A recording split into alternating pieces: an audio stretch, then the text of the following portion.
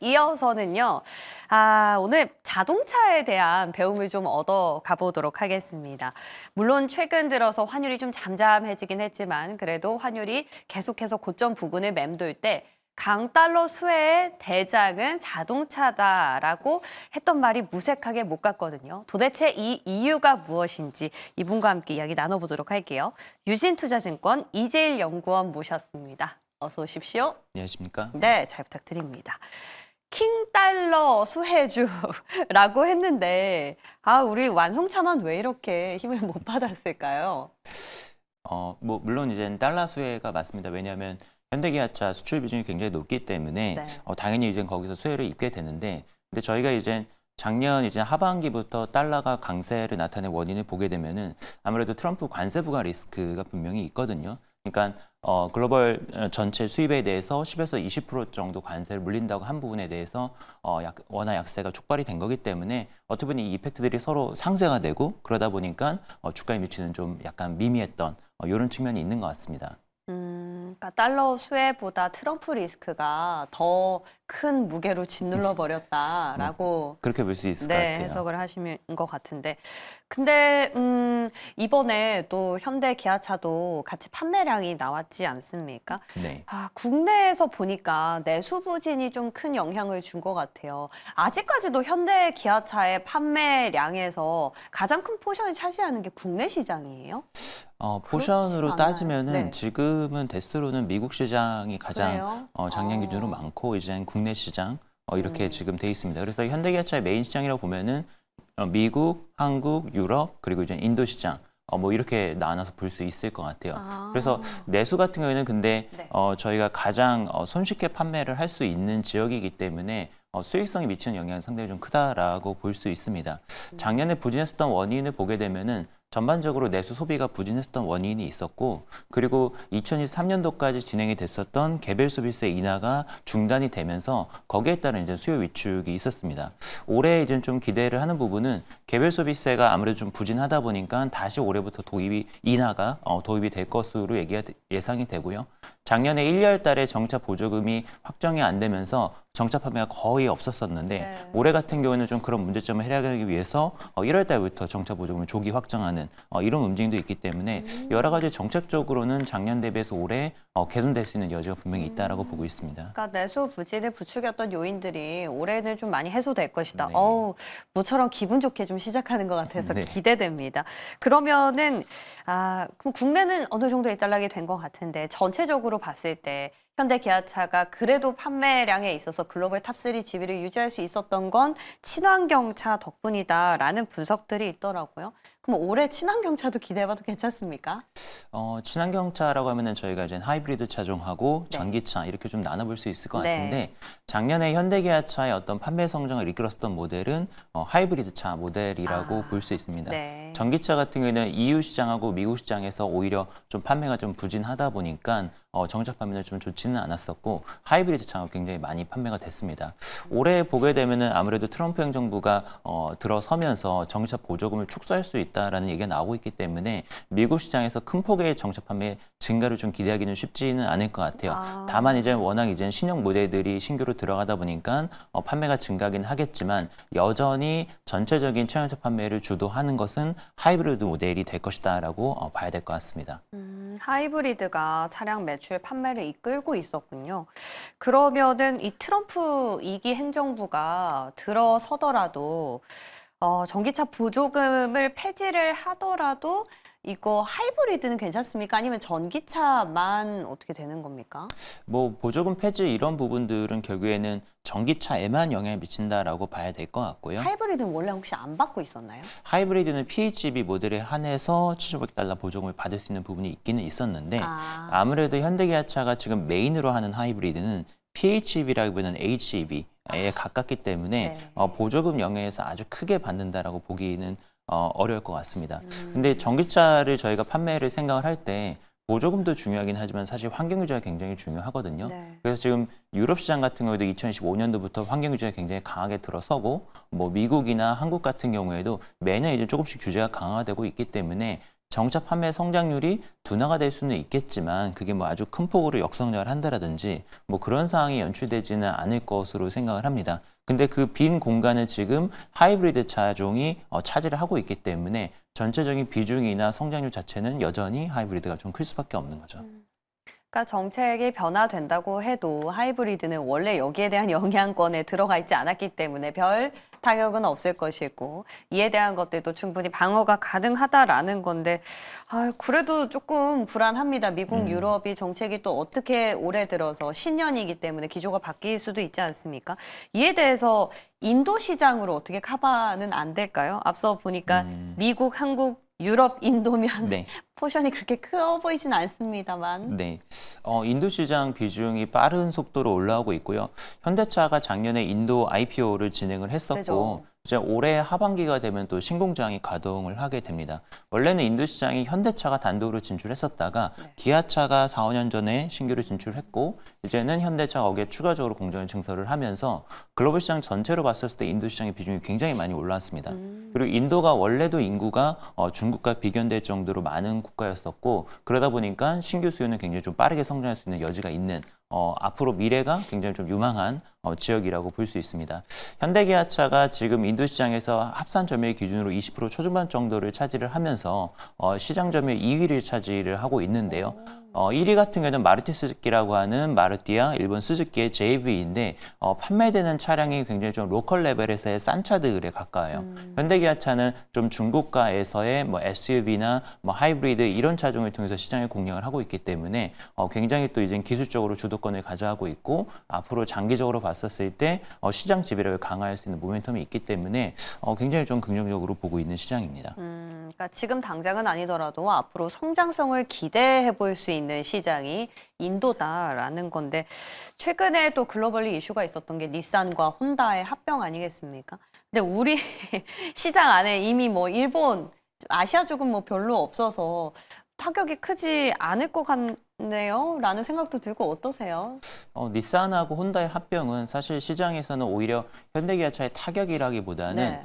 좀 플러스 요인이 아닌가 이렇게 좀 해석을 하고 있습니다. 왜요? 그 이유를 보게 되면은 사실 혼다, 닛산이 둘이 굉장히 경쟁력이 좋은 상황에서 합병을 추진한다기보다는 닛산이 지금 굉장히 재정적으로 어렵거든요. 뭐 비즈니스적으로 어려운 상황에서 어떻게 보면 혼다가 닛산을 도와주는 이런 합병이다라고 볼 수 있을 것 같습니다.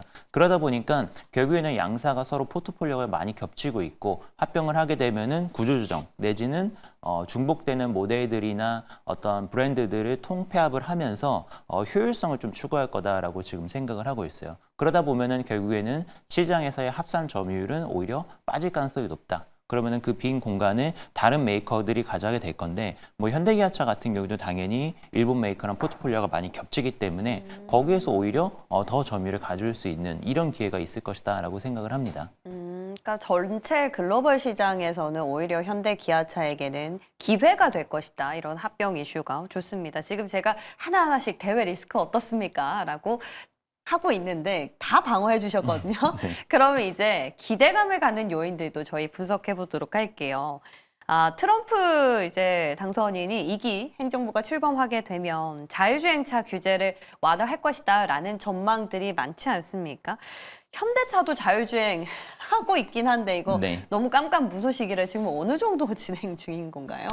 굉장히 많은 투자를 진행을 했었고 투자를, 현대기아차가 네. 자체적으로 자율주행 기술을 개발하는 것도 있고 그리고 외부와의 협력을 통해서 또 개발하는 부분이 있기 때문에 많이 이제 노력을 하고 있는 것은 사실입니다. 다만 이제 성과적인 측면에 있어서는 그죠. 말씀하신 것처럼 굉장히 좀 이제 상품화하는 데 있어서는 좀 시간이 많이 걸리고 있는 것 같아요.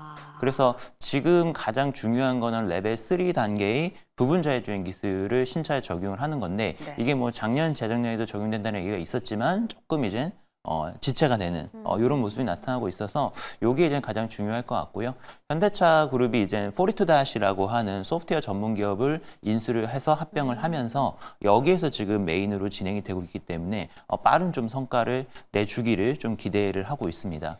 레벨 4 이상의 어떤 로보택시 분야에 있어서는 네. 앱티바의 JV를 통한 모셔널이 이제 메인이라고 볼 수 있는데 모셔널이 지금 로보택시 서비스를 하고는 있거든요. 하고는 있는데 지금 뭐 빠르게 이제 확장을 하고 있는 단계는 아니기 때문에 이거를 확장을 하고 비즈니스화를 하는 그런 모습을 보여줄 필요가 있다라고 생각이 됩니다. 그래서 전반적으로 평가를 하면은 노력은 하고 있는데 아직까지는 좀 이렇다 가시적으로 할. 이렇게 좀 보여주는 부분은 없어서 빨리 좀 그 부분을 좀 보여줄 수 있으면 좋겠다라는 생각이 드네요. 아, 이게 지금 레벨 3에 대한 부분을 재작년에 언급을 했는데 거의 네. 뭐 연차로 따지면 3년 차가 된 거잖아요. 네. 이에 대해서 조금 힘을 못 내고 있는 상황. 그러면은 우리가 웨이모랑 협력했을 때는 본인들이 직접 자율주행 어떤 서비스를 개발하기보다는 파운드리 쪽 생산이지 않습니까? 네. 이 부분은 어떻게 돼가고 있나요? 괜찮나요?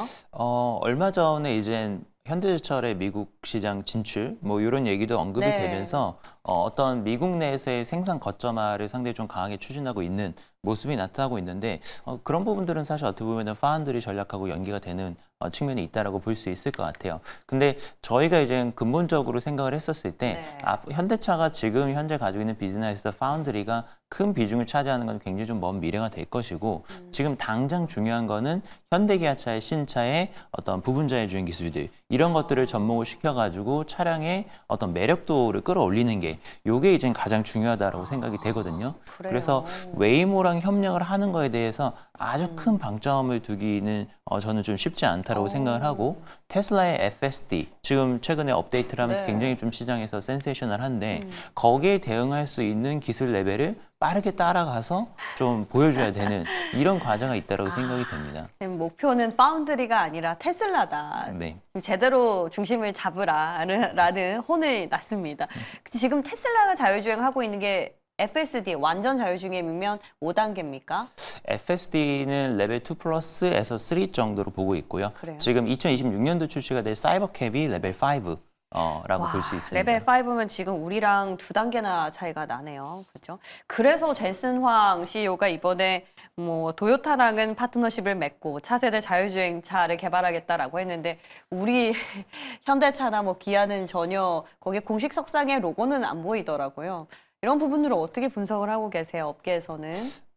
사실 근데 현대기아차가 엔비디아랑 굉장히 옛날부터 협력을 해왔습니다. 진짜요? 네, 어떤 협력을 부분에서요? 해왔고 네. 엔비디아 플랫폼을 활용을 해가지고 자율주행 기술을 개발을 하고 엔비디아의 어떤 칩들을 탑재하는 거는 꽤 됐고요. 네, 그거는 이제는 많이 진행이 됐는데 근데 사실은 좀 저희가 생각을 해봐야 되는 게 엔비디아의 협력사들이 굉장히 많죠. 엔비디아 칩을 사용하는 경우가 많은데 그렇다고 해서 모든 메이커들이 다 동등한 수준의 부분 자율주행 기술을 개발해서 탑재를 했냐? 라고 하면 그렇지는 않거든요. 그러니까 이건 결국에는 플랫폼이고 툴인 거지 이걸 가지고선 실제로 어떻게 구현을 할 것인가는 각자의 메이커들이 가지고 있는 그렇죠. 역량에 달려 있는 거거든요. 그래서 뭐 도요타가 만약에 이제 엔비디아랑 협력을 하는 게 긍정적이긴 하지만 그렇다고 해서 이게 뭐 당장의 어떤 레벨 3, 레벨 4가 구현되는 건 아니고요. 굉장히 오랜 기간 동안에 이제 협력과 기술 개발이 필요할 거고 현대기아차도 지금 마찬가지로 엔비디아에 협력을 하고 있기 때문에 가시적인 성과를 좀 보여줄 수 있지 않을까라고 좀 기대를 하고 있습니다.